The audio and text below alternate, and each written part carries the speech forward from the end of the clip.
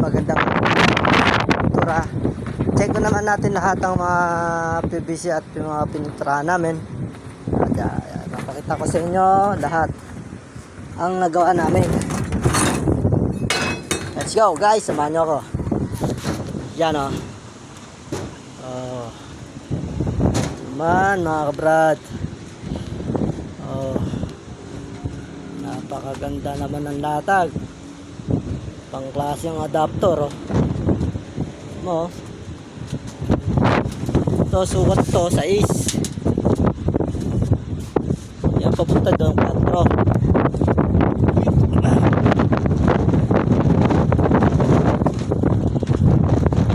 Ayan o. Diba? Lahat yan papunta doon baba. Mga followers, mag-comment na ko kayo dyan sa comment section ko po. Ayan na, okay. Pagdating ho dito sa is, dito 8 na. Ayan na.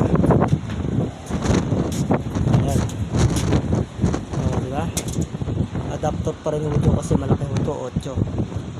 Ayan o. Magkano isang hunto ay 6,000. Napakabigat. Buhatin.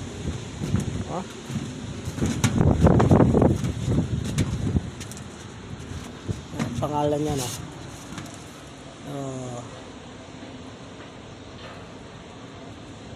Laki ng PVC.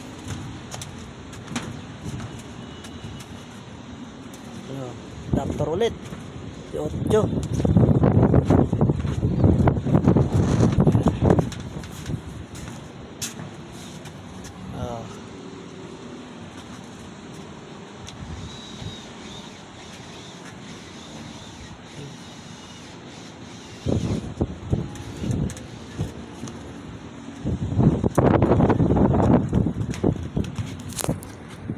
So mga brad followers, ano pa inaantay nyo?